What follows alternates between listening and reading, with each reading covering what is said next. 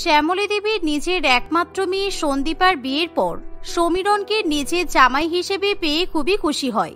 আসলে শ্যামলী দেবী ঘুরতে খুবই পছন্দ করত, কিন্তু তার মেয়ে সন্দীপা ছিল একেবারে বিপরীত। সে কোথাও বেড়াতে যেতে চাইতো না, আর স্বামী মারা যাওয়ার পর শ্যামলী দেবী তার মেয়েকে নিয়েই থাকতো।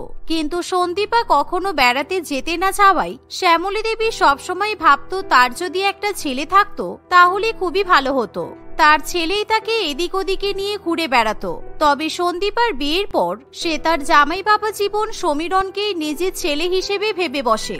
জামাই বাবা, তোমাকে কিন্তু আজকে আমার সঙ্গে একটু বাজারে যেতে হবে। তুমি যা সবজি মাছ পছন্দ করে আনবে আজকে সেটাই রান্না হবে। চলো তাড়াতাড়ি রেডি হয়ে নাও, বাজার করতে তো অনেকটা সময় লেগে যাবে। আমার আবার শুধু শুধু বাজারে যাবার কি দরকার? আপনি যা বাজার করে আনবেন আমি তাই খেয়ে নেব। তাছাড়া সন্দীপা যখন এত করে বলছে আপনি ওকে নিয়েই বাজারে যান। না না, তা হবে না, তোমাকেই আমার সঙ্গে বাজারে যেতে হবে। সন্দীপা গিয়ে কি করবে? এত বড় ধাড়ি মেয়ে হয়ে আবার বাজারে যাবে? তুমি আমার সঙ্গে চলো। মায়ের কথা শুনে সন্দীপা খুবই অবাক হয়। অন্যদিকে সমীরণ না চাইলেও শাশুড়ি মা জোর করে তাকে নিয়ে বাজারে চলে যায়। বাজারে যাওয়ার পর শ্যামলী দেবী চেনা জানা একজন সবজিওয়ালা বলে, কি দিদি, নতুন জামাইকে নিয়ে ঘুরতে বেরিয়েছে বুঝি? হ্যাঁ, এই দেখো, এটা আমার জামাই। আমার জামাই কিন্তু খুব ভালো। আজকের পর থেকে যখনই আমার জামাই তোমাদের দোকানে কিছু কিনতে আসবে তোমরা কিন্তু ফ্রিতে জামাইকে সবকিছু দিয়ে দেবে, যা টাকা লাগে পরে আমি দিয়ে দেব। এভাবে সবার দোকানে ঘুরে ঘুরে শ্যামলী দেবী সমীরণের কথা বলতে থাকে। সমীরণ এতে ভীষণই লজ্জাবোধ করে, কিন্তু শ্যামলী দেবী সমীরণের সঙ্গে ঘুরতে খুব ভালো লাগে। তাই বাজার করা হয়ে গেলে শ্যামলী দেবী বলে, বাজার করতে করতে অনেক ক্লান্ত হয়ে গেছি, চলো কিছু খেয়ে আসি। সামনে একটা রেস্টুরেন্টে খুব ভালো পরোটা আর মাংস কষা পাওয়া যায়। অনেকটা দেরি হয়ে গেল, তাড়াতাড়ি চলো, দেখি আবার পরোটা মাংস শেষ হয়ে গেছে কিনা। না না থাক, আমি এখন পরোটা মাংস খাবো না। বাড়িতে সন্দীপা নিশ্চয়ই না খেয়ে বসে আছে। এক কাজ করি, পরোটা মাংস প্যাক করে নিই, বাড়ি গিয়ে সবাই মিলে একসঙ্গে খাওয়া যাবে। বাড়িতে যেতে অনেক দেরি হয়ে যাবে, তোমার নিশ্চয়ই খুব খিদে পেয়ে গেছে। তুমি এখনই খেয়ে নাও, আমাদের খাওয়া হয়ে গেলে তারপর সন্দীপার জন্য খাবার নিয়ে যাব। শ্যামলী দেবী জোর করে সমীরণকে রেস্টুরেন্টে নিয়ে পরোটা এবং মাংস খাওয়াতে শুরু করে, যা দেখে সমীরণের বড্ড অদ্ভুত লাগে। কিন্তু সে নতুন জামাই হওয়ায় কোনো কথা বলতে পারে না। এভাবেই তাদের রেস্টুরেন্টে খাওয়া হয়ে যাওয়ার পর, খাওয়া দাওয়া তো হয়ে গেল, চলো এবার একটু শপিং করে আসি, আমার অনেক কেনাকাটা আছে। এই কদিন আগেই শপিং মলে একটা শাড়ি দেখেছিলাম, আমার খুব পছন্দ হয়েছিল, চলো আজকে ওই শাড়িটা কিনে আনি। মা, অনেকক্ষণ তো ঘোরাঘুরি করলাম, আমরা শপিং করতে যেতে ইচ্ছে করছে না, আমরা বাড়ি চলে যাই বরং। সন্দীপা অনেকক্ষণ একা আছে, সন্দীপা নিশ্চয়ই আমাদের জন্য চিন্তা করছে। শ্যামলী দেবী সমীরণের কথায় পাত্তা দেয় না, সে জোর করে তার জামাইকে নিয়ে শপিং মলে চলে যায়। অন্যদিকে বাড়িতে সন্দীপা বসে বসে ভাবতে থাকে যে তার মায়ের বাজার করতে এতক্ষণ সময় লাগছে কেন। এভাবে দেখতে দেখতে আরো কিছুক্ষণ কাটে। এরই মধ্যে হঠাৎ করে সমীরণ সন্দীপাকে ফোন করে। কি ব্যাপার, কোথায় গেছো তোমরা? তোমরা বাজারে গেছো নাকি মাঠে ফসল ফলাতে গেছো? বাড়ি আসতে কতক্ষণ সময় লাগে? আমি অনেকক্ষণ ধরে তোমাদের জন্য অপেক্ষা করছি, তাড়াতাড়ি বাড়ি এসো। আসলে শ্যামলী দেবী তখন জামা কাপড় কেনাকাটায় ব্যস্ত থাকে, তাই সমীরণ একটু আড়ালে এসে লুকিয়ে লুকিয়ে সন্দীপার সঙ্গে কথা বলে। আমি তোমার মাকে তো অনেকক্ষণ ধরে বাড়ি যাওয়ার কথা বলছি, কিন্তু তোমার মা কিছুতেই তো বাড়ি যেতে চাইছে না। অনেকটা সময় নিয়ে এদিক ওদিক বাজার করলো, তারপর খাওয়া দাওয়া করে আবার শপিং মলে শপিং করতে এসেছে। আমি অনেকবার বারণ করলেও তোমার মা কিছুতেই আমার কথা শুনছেন না। মা তো এরকম কখনো করে না, মা কোথাও বেশিক্ষণ ঘুরতে যেতেই চায় না। এক কাজ করো, তুমি মাকে ফোনটা দাও, আমি মাকে এখনই বাড়ি চলে আসতে বলছি। সেই কোন সকালে তোমরা বাজারে গেছো, দুপুর গড়িয়ে বিকেল হতে চললো, আর এখনো তোমাদের পাত্তা নেই। এমন সময় শ্যামলী দেবী তার জামাইয়ের জন্য অনেকগুলো শার্ট এবং প্যান্ট পছন্দ করে সেখানে আসে। তাই সমীরণ তখনই শাশুড়ি মায়ের হাতে সন্দীপার ফোনটা ধরিয়ে দেয়, কিন্তু শ্যামলী দেবী তখনই সন্দীপার ফোন কেটে দেয় আর সমীরণকে টানতে টানতে শপিং মলের এদিক ওদিক নিয়ে ঘোরাঘুরি করতে থাকে। আমার সাথে মশকরা হচ্ছে? আমি সেই সকাল থেকে কিছুই খাইনি, দুপুর বেলাতেও আমি কিছু খেলাম না, মায়ের জন্য কখন থেকে বসে আছি। এদিকে মা আমার ফোনটা কেটে দিল। দাঁড়াও, আমি এখনই শপিং মলে যাচ্ছি, দেখছি কতক্ষণ শপিং করতে পারো তোমরা। এই বলে সন্দীপা তখনই শপিং মলে গিয়ে পৌঁছায়। শ্যামলী দেবী সমীরণের হাত ধরে ঘুরছে দেখে সন্দীপার ভীষণই রাগ হয়, তাই সন্দীপা রেগে গিয়ে তার মাকে বলে, কি ব্যাপার, তুমি কি বাড়ি যেতে ভুলে গেছো মা? নাকি নতুন জামাইকে পেয়ে মেয়ে আছে সে কথা ভুলেই গেছো? আমি সারাদিন ধরে বাড়িতে তোমাদের জন্য অপেক্ষা করে বসে আছি আর তোমরা এখানে ঘুরে বেড়াচ্ছ। এই বলে সন্দীপা সমীরণকে টানতে টানতে বাড়িতে নিয়ে চলে যায়। তাদের পেছন পেছন শ্যামলী দেবীও বাড়িতে ফিরে আসে। মায়ের এরকম আচরণ দেখে সন্দীপা সেদিনই শ্বশুর বাড়িতে চলে যাওয়ার সিদ্ধান্ত নেয়। কিন্তু মেয়ে জামাইকে বাড়ি চলে যেতে দেখে শ্যামলী দেবী বলে, জামাই বাবা তুমি চলে যাচ্ছ? তোমার সঙ্গে কালকে ঘুরে কিন্তু আমার খুব ভালো লেগেছে। তুমি একটা কাজ করো, তোমাকে নিজের বাড়িতে যেতে হবে না, তুমি এখানেই আমার মেয়েকে নিয়ে থেকে যাও। তোমরা চলে গেলে আমাকে তো সেই একা একা থাকতে হবে বলো। তা বললে কি করে হবে মা, আমারও তো অফিস আছে, কাজ আছে। তবে আপনি আমাদের বাড়িতে যখন ইচ্ছা যেতে পারেন। আমাদের বাড়িটাও তো এখন আপনারও বাড়ি, আমাদের বাড়িতে গেলে আপনার কোনো অসুবিধা হবে না। এই বলে সমীরণ তখনই সন্দীপাকে নিয়ে নিজের বাড়িতে ফিরে যায়। দেখতে দেখতে এভাবেই দুদিন কাটে। এরই মধ্যে শ্যামলী দেবী মেয়ে জামাইয়ের বাড়িতে গিয়ে উপস্থিত হয়। কিন্তু সন্দীপা তার মাকে দেখে খুবই অবাক হয়। তুমি আমার শ্বশুর বাড়িতে এলে? এই তো দুদিন আগে আমি বাপের বাড়ি থেকে আসলাম। তোমার তো এখন এখানে আসার কথা নয় মা, তোমার কি কিছু দরকার? তুমি তো আমাকে ফোন করেই বলতে পারতে। আসলে শ্যামলী দেবী যে তার জামাই বাবার সঙ্গে ঘুরতে এসেছে সেটা চাইলেও সে তার মেয়েকে বলতে পারে না, কারণ সেটা শুনতে মোটেই ভালো দেখায় না। তাছাড়া সন্দীপাও কথাটা শুনে খারাপ ভাবতে পারি। তাই শ্যামলী দেবী বলে, আরে আমার না একা একা থাকতে ভালো লাগছিল না। তোর বিয়ের পর বাড়িটা বড্ড ফাঁকা ফাঁকা বলে মনে হচ্ছিল, আর আসার সময় তো জামাই বলেই ছিল তোদের বাড়িতে বেড়াতে আসতে, তাই ভাবলাম আজকে চলেই আসি। মায়ের কথা শুনে সন্দীপ আর কোনো কথা বলে না। এভাবেই দেখতে দেখতে কিছুক্ষণ কাটে। কিন্তু এরই মধ্যে শ্যামলী দেবী জামাইয়ের সঙ্গে ঘুরতে যাওয়ার জন্য ছুতো খুঁজতে থাকে। তাই পরের দিনই শ্যামলী দেবী তার জামাই সমীরণকে বলে, জামাই বাবা তুমি তো রোজ বাইকে করে অফিসে যাও, আমাকে তোমার বাইকের পেছনে বসিয়ে নিয়ে চলো। আমি এখানে একা একা সারাদিন বসে থাকি, আমার শুধু শুধু বসে থাকতে একদমই ভালো লাগে না, তাই ভাবছিলাম একটু ঘুরে আসি। কিন্তু আমি তো বাইকে করে অফিসে যাই, আপনি বরং সন্দীপার সঙ্গে বেড়াতে যেতে পারেন। বাড়ির কাজকর্ম সারার পর সন্দীপা তো ফাঁকা বসে থাকে, আপনার যদি কোথাও যেতে ইচ্ছা করে আমি অফিস থেকে এসে আপনাকে নিয়ে যাব। হ্যাঁ সে তো নিয়ে যাবে, কিন্তু আমার এখন বাইকে চড়ে ঘুরতে যেতে খুব ইচ্ছা করছে। তুমি আমাকে তোমার বাইকে বসিয়ে নিয়ে চলো, তোমাদের বাজার থেকে আমি কিছু কেনাকাটি করতে চাই। তুমি বাইকে করে নিয়ে গেলে অনেক তাড়াতাড়ি পৌঁছে যেতে পারবো। শাশুড়ি মা এভাবে জেদ ধরলে সমীরণ আর না বলতে পারে না। সে বাধ্য হয়ে শাশুড়ি মাকে বাইকের পেছনে বসিয়ে নিয়ে যেতে শুরু করে। কিন্তু শ্যামলী দেবী যখন বাজারের সামনে গিয়ে পৌঁছায় তখন সে কিছুতেই বাইক থেকে নামতে চায় না। আজকে তোমাকে অফিসে যেতে হবে না জামাই বাবা, চলো আজকে আমার সঙ্গে তুমি ঘুরবে। সন্দীপাকে অনেকবার বললেও ও কিছুতেই আমাকে বেড়াতে নিয়ে আসে না। তুমি চলো আজকে আমার সঙ্গে একটু ঘোরাঘুরি করবে, তবে তুমি চিন্তা করো না, সব খরচ কিন্তু আমি দেব। এই কথা শুনে সমীরণ বড্ড বিপদে পড়ে, কারণ আগের বার শ্যামলী দেবী ঘোড়ার নাম করে সমীরণকে কিছুতেই বাড়িতে ফিরতে দেয়নি। আর তার উপর আজকে সমীরণের অফিসে একটা ইম্পর্টেন্ট মিটিং থাকে। না মা, আমি তো আপনাকে বললাম অফিস থেকে ফিরে আপনাকে বেড়াতে নিয়ে আসবো। এখন আমাকে অফিস যেতেই হবে, আজকে আমার একটা ইম্পর্টেন্ট মিটিংও আছে। এখন অফিসে না গেলে আমার চাকরি নিয়ে সমস্যা হয়ে যেতে পারে। আরে ওসব কিছু হবে না, তুমি আমার সঙ্গে চলো না। আমি তো বুড়ি মানুষ, বাড়িতে একা একা থাকি। কয়েকদিনের জন্য তোমার বাড়িতে একটু বেড়াতে এসেছি, তাও তুমি আমাকে এভাবে অবহেলা করবে? একদিন অফিসে না গেলে কি এমন হবে বলো? এভাবে শ্যামলী দেবী কিছুতেই সমীরণকে অফিসে যেতে দেয় না। সে সারাদিন সমীরণকে নিয়ে একবার শপিং মল, একবার রেস্টুরেন্ট ইত্যাদি জায়গায় ঘোরাঘুরি করতে থাকে। এভাবে অনেকক্ষণ কেটে গেলে সমীরণের আর কিছুতেই বাইরে থাকতে ইচ্ছা করে না। সে বড্ড বেশি বিরক্ত হয়ে ওঠে। কিন্তু তখনও পর্যন্ত শ্যামলী দেবী বাড়িতে যেতে চায় না। সে সমীরণকে নিয়ে পার্লারে চলে যায়। অন্যদিকে সমীরণ অফিসে না যাওয়ায় তার বস সুন্দরবাবু সমীরণকে ফোন করে বলে, কি ব্যাপার, তুমি অফিসে এলে না কেন? তুমি তো জানো আজকে আমাদের কোম্পানির কত বড় একটা ইম্পর্টেন্ট মিটিং ছিল। তুমি তো এই কয়েকদিন আগে শ্বশুর বাড়ি যাবে বলে ছুটি নিয়েছো, আর আজকে এরকম একটা ইম্পর্টেন্ট ডেতে তুমি অফিস মিস করে ফেললে। আসলে স্যার আমার শাশুড়ির শরীরটা একটু খারাপ, উনি এখন আমাদের বাড়িতেই আছেন। ওনার শরীরটা ভালো হলে আমি অফিসে আসবো। আপনি চিন্তা করবেন না স্যার, আমি ওয়ার্ক ফ্রম হোম করে আমার ভাগে সমস্ত কাজ সেরে নেব। সমীরণের কথা শুনে সুন্দরবাবু রেগে গিয়ে তাকে উল্টোপাল্টা কথা বলে ফোন রেখে দেয়। এভাবে সেই দিনটা কোনো রকমই কাটে। পরের দিন সমীরণ যখন আবার অফিসে যাবে, শ্যামলী দেবী আবার তার সঙ্গে ঘুরতে যাবার বায়না ধরে। দেখুন মা, আগের দিন আপনার ঘোরাঘুরির জন্য আমার একটা ইম্পর্টেন্ট মিটিং মিস হয়ে গেছে, কিন্তু আজকে কিছুতেই আমার মিটিংটা মিস করতে পারবো না। আজকে আমাকে অফিসে যেতেই হবে। আপনার যদি বেড়াতে যাওয়ার খুব ইচ্ছা হয় আপনি সন্দীপার সঙ্গে যেতে পারেন। তোমার আবার অফিসে যাওয়ার জন্য চিন্তা কিসের? কালকে যেমন বললে আমার শরীর খারাপ ছিল, সেরকমই বলে দাও আজকেও আমার শরীর খুব খারাপ করেছে, তাহলে তোমাকে আর অফিসে যেতে হবে না। কালকে শপিং করতে করতে আমি কারোর একটা মুখে শুনেছিলাম তোমাদের এখানে নাকি একটা মিউজিয়াম আছে। চলো আজকে আমরা মিউজিয়াম থেকে ঘুরে আসি।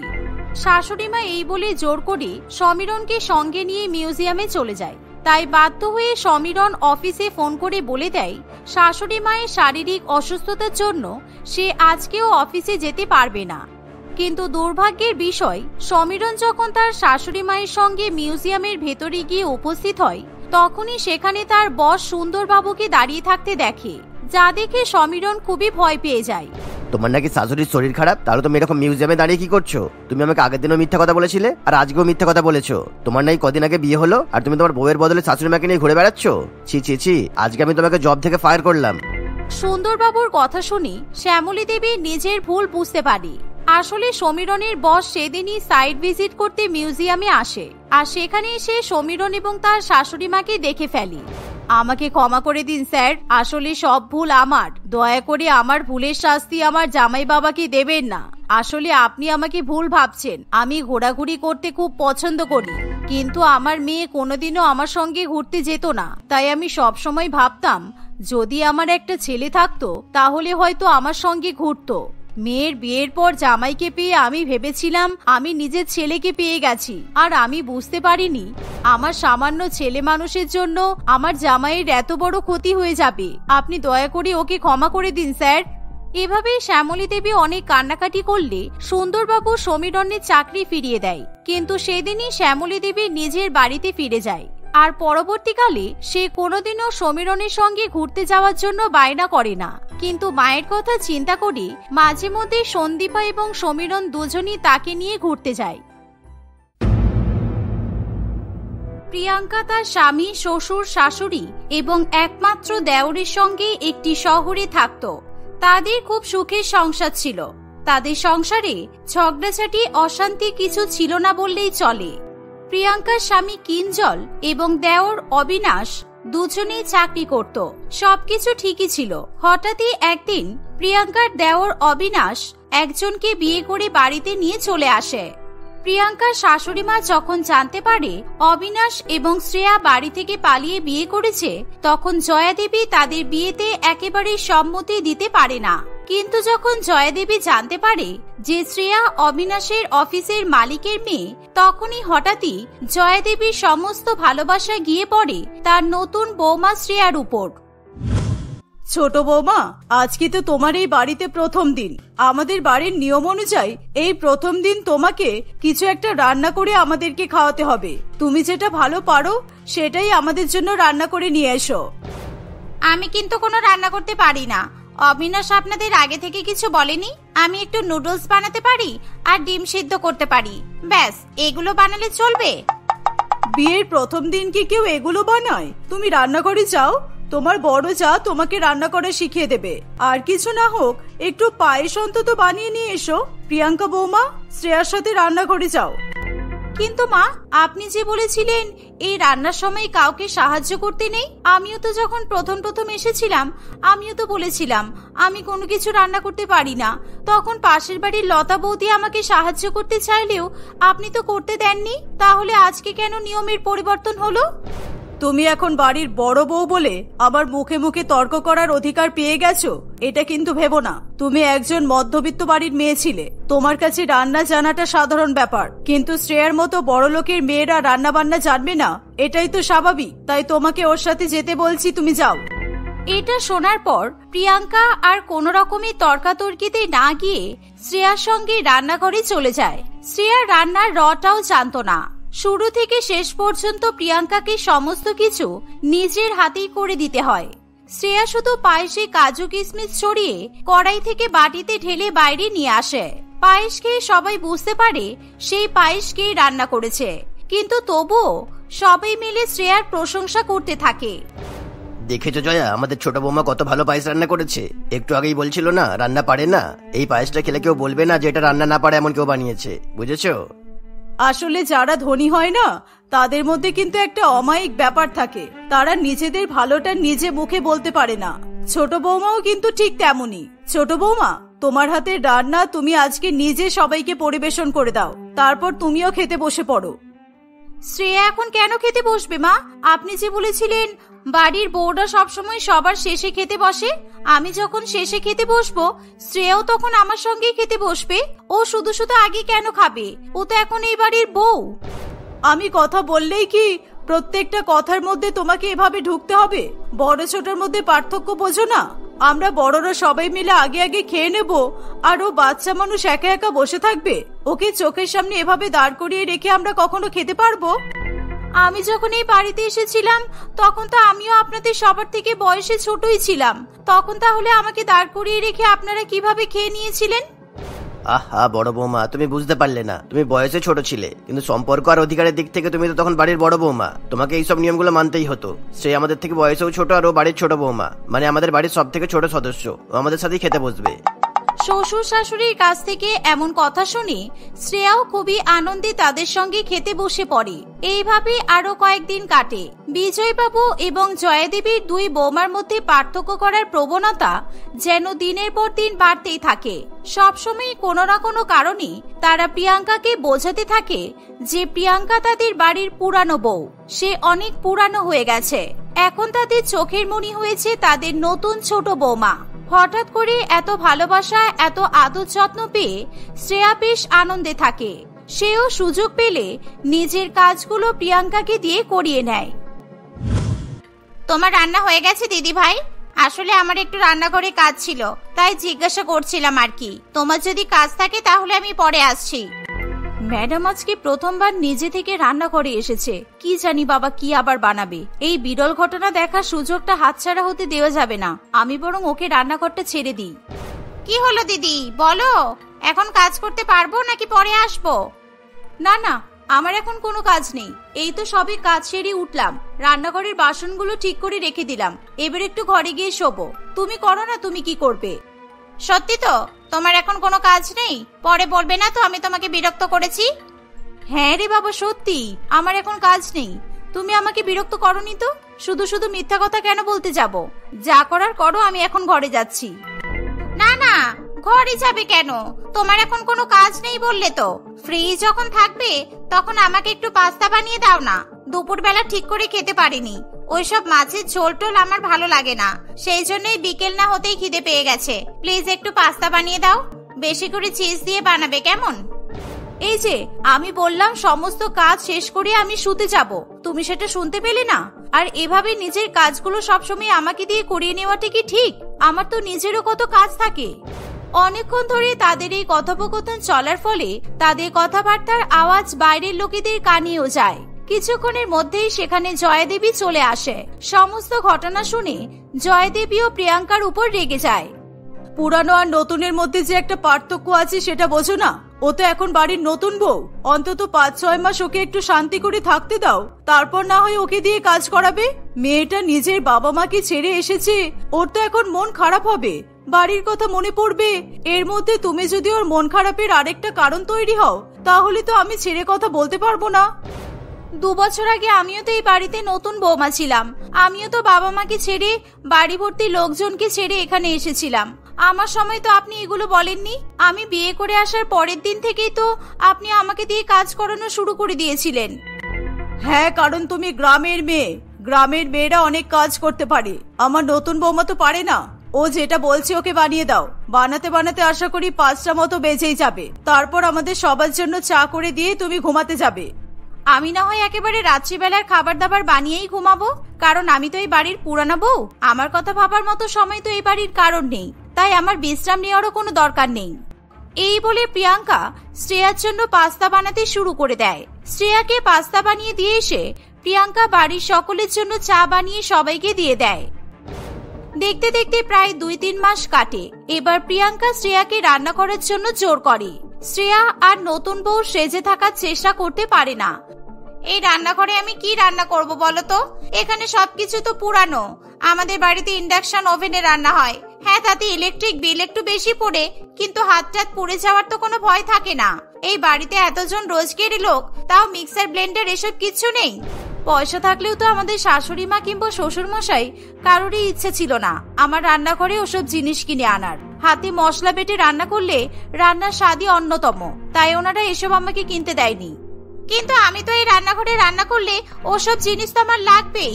আগে সমস্ত জিনিস নতুন করে আনা হবে, আমি তখনই রান্না করব। শ্রেয়া তার নিজের দাবি তার শাশুড়ি মা এবং শ্বশুর মশাইকে জানালে তারা শ্রেয়ার কথা মতো তাদের রান্নাঘরে সমস্ত দরকারি মেশিন নিয়ে চলে আসে। কয়েকদিনের মধ্যে প্রিয়াঙ্কার পুরানো রান্নাঘরটা কেমন যেন নতুনের মতো হয়ে ওঠে। শ্রেয়ার যাতে রান্না করে বাসন মাজতে অসুবিধা না হয় সেই কারণে তারা একটি ডিশ ওয়াশারও নিয়ে আসে। এতদিন প্রিয়াঙ্কা কিভাবে সমস্ত কাজ একা হাতে করে গেছে সেসব কারোর চোখেই পড়েনি। আর আজকে নতুন বৌমা আসতেই তার সুবিধার্থে বাড়ির এমন পরিবর্তন দেখে প্রিয়াঙ্কার একটু হলেও কষ্ট হয়। দেখতে দেখতে অনেকগুলো দিন কাটে। শ্রেয়া প্রায় দিনই তার শাশুড়ি মায়ের সঙ্গে শপিং করতে মার্কেটে যায়, কিন্তু এতগুলো দিনের মধ্যে কোনোদিনও তারা একবারের জন্য প্রিয়াঙ্কাকে তাদের সঙ্গে যেতে বলে না। হঠাৎই একদিন শপিং করতে যাওয়ার আগেই শ্রেয়া প্রিয়াঙ্কাকে চিৎকার করে ডাকতে থাকে, আমার যে আজকে জন্মদিন সেটা কি তাহলে ওদের মনে আছে? নিশ্চয়ই মনে থাকবে, তা না হলে এভাবে আমাকে ডাকতো কেন? ওরা বোধহয় আজকে আমাকে নিয়ে শপিং করতে যাবে। যাই একবার জিজ্ঞাসা করে আসি কেন ডাকছে। এই বলে প্রিয়াঙ্কা হাসি মুখে ঘর থেকে বেরিয়ে এসে শ্রেয়া এবং তার শাশুড়ি মায়ের কাছে যায় এবং তাদেরকে জিজ্ঞাসা করে তাকে কেন ডাকা হয়েছে। আরে দেখো না, প্রত্যেকদিন শপিং করে করে নতুন জিনিসগুলো আনছি, কিন্তু পুরানো জিনিসগুলো ফেলাই হচ্ছে না। আমার আলমারিতে আর এত নতুন জামা রাখার জায়গা নেই, তাই ভাবলাম আমার পুরানো হয়ে যাওয়া জামা জুতাগুলো তোমাকে দিয়ে দিই। আমি তো আমার কোনো জামা একবারের বেশি পরি না, ওগুলো এখনো যথেষ্ট নতুন আছে, তুমি ভালো মতোই পরতে পারবে। তুমি যে ওকে এই জন্য ডাকছিলে, আমি যদি আগে থেকে জানতাম তাহলে তোমাকে না করে দিতাম। ও কি করবে তোমার এসব দামি শাড়ি দামি জামা কাপড় নিয়ে? ও কোথায় যায়? আর এসব জামা কাপড় পরলে ওকে মানাবে না। ও শুধু এই বাড়ির পুরানো বৌমাই নয়, ওই মানুষটাই তো বড্ড পুরানো ধরনের। জয়দেবীর এবং শ্রেয়ার কথা শুনে প্রিয়াঙ্কা তাদের কাছ থেকে কোনো জিনিস না নিয়ে সেখান থেকে চলে যায়। দিদিভাই কি আমার উপর রেগে গেল? কোনো কথার উত্তর না দিয়ে এভাবে রাগ দেখিয়ে চলে গেল, আমার থেকে জিনিসগুলো নিল না তো? আরে বাবা, বাদর কি আর আদার স্বাদ বোঝে কখনো? ছাড়ো ওর কথা, এসব চিন্তা না করে চলো আমরা বেরোই। আজকে তোমাকে একটা নতুন শাড়ি কিনে দেবো, কেমন? প্রিয়াঙ্কা ঘরের ভেতর থেকে সমস্ত কথা শুনতে পায় আর একা একাই নিজের ঘরে কাঁদতে থাকে। এত অপমান সহ্য করতে না পেরে নিজের ব্যাগপত্র গুছিয়ে প্রিয়াঙ্কা নিজের গ্রামের বাড়িতে ফিরে যায়। সে বিছানার উপর একটি চিঠিতে লিখে রেখে যায় যেদিন তাকে তার সংসারের সঠিক মর্যাদা দেওয়া হবে প্রিয়াঙ্কা আবার সেই দিনই বাড়িতে ফিরে আসবে, তার আগে নয়। চিঠিটা পড়ে প্রিয়াঙ্কার স্বামী কিঞ্জল কষ্ট পেলেও বাড়ির বাকি কারোর মধ্যে সেই চিঠিটার কোনো প্রভাবই পড়ে না। দেখতে দেখতে আরো কয়েকদিন কাটে। যেহেতু এখন ঘরের সমস্ত কাজের দায়িত্ব এসে পড়ে শ্রেয়ার উপর, তাই সে প্রত্যেকদিন কোনো না কোনো অজুহাত দিয়ে সেই সমস্ত কাজগুলোকে এড়িয়ে যেতে থাকে। অনেকদিন ধরে তোমার এই বেয়াদবি দেখছি, কিন্তু আর নয়। বড় বৌমা একা হাতে সবকিছু করতো, কোনোদিনও আমাকে কোনো সাহায্য করতে হতো না। আর তুমি শুরু থেকে শেষ পর্যন্ত সমস্ত কাজ আমাকে দিয়েই করাচ্ছ। প্রত্যেকদিন এত অজুহাত তোমার আসে কোথা থেকে? আর এখন তুমি এই বাড়ির নতুন বৌমা নেই, কিন্তু নতুন বৌমা নাই হতে পারি, কিন্তু আপনারা তো জানেন আমি কত বড় লোকের মেয়ে। আমি দিদি ভাইয়ের মতো গ্রামে থেকে মানুষ হইনি, আমাকে এসব কাজ শেখানো হয়নি কখনো, তাই এই সমস্ত কাজ করতে আমি পারি না। দিদি ভাই বোকা ছিল বলে ওকে আপনারা অনেক খাটিয়েছেন, কিন্তু আমাকে এতটা খাটাতে পারবেন না। শুধু আমরা আমাদের কাজের জন্য প্রিয়াঙ্কাকে খাটিয়েছি, তোমার কাজেও তো প্রিয়াঙ্কা সাহায্য করেছে। তুমি এভাবে এত অকৃতজ্ঞের মতো কিভাবে কথাটা বলছো? এটা তো হওয়ারই ছিল, তুমি শুরু থেকেই ওকে বড্ড বেশি প্রশ্রয় দিয়েছো জয়া। ও যেরকম করবে সেটা আমি অনেক আগেই বুঝতে পেরেছিলাম। প্রশ্রয় কি আর এমনি এমনি দিয়েছেন আপনারা? আপনারা জানতেন আমি বড়লোক বাবার মেয়ে, আজ না হয় কাল আমার বাবার কারণে আপনাদের একটু হলেও লাভ হবে, সেই কারণেই আপনারা আমার সাথে ভালো ব্যবহার করে গেছেন। কিন্তু সেগুড়ে বালি মানে এইসব তুমি কি বলছো? সেগুড়ে বালি বললে কেন তুমি? ঠিকই বলছি, আমি পালিয়ে গিয়ে বিয়ে করেছি বলে বাবা আমাকে সেই দিনই ত্যায্য কন্যা করেছে। বাবার সম্পত্তিতে আমার আর এক ফোঁটাও অধিকার নেই। আর একটা যে কথা আমি আপনাদের থেকে লুকিয়েছিলাম সেটা হচ্ছে অবিনাশকেও আমার বাবা চাকরি থেকে বের করে দিয়েছে। ও এখন একটা অনেক ছোট কোম্পানিতে চাকরি করে। শ্রেয়ার কথা শুনে জয়াদেবী এবং বিজনবাবু দুজনেই আকাশ থেকে পড়ে। যেই ছেলের টাকায় তাদের সংসার চলছে তার স্ত্রীকেই তারা দিনের পর দিন কাজের লোকের মতো কাজ করিয়ে অপমান করেছে। যে বৌমা সত্যিকারে তাদের ভালোবেসে এতগুলো দিন সবকিছু মুখ বুঝে সহ্য করেছে সেই বৌমাকেই তারা বাধ্য করেছে বাড়ি ছেড়ে চলে যেতে। এসব ভেবেই জয়াদেবী, বিজয়বাবু এবং কিঞ্জল প্রিয়াঙ্কাকে আনতে তাদের গ্রামের বাড়িতে যায়। তারা সবাই বারবার করে প্রিয়াঙ্কার কাছে ক্ষমা চেয়ে তাকে সসম্মানে এবং মর্যাদা দিয়ে নিজেদের বাড়িতে ফিরিয়ে নিয়ে আসে।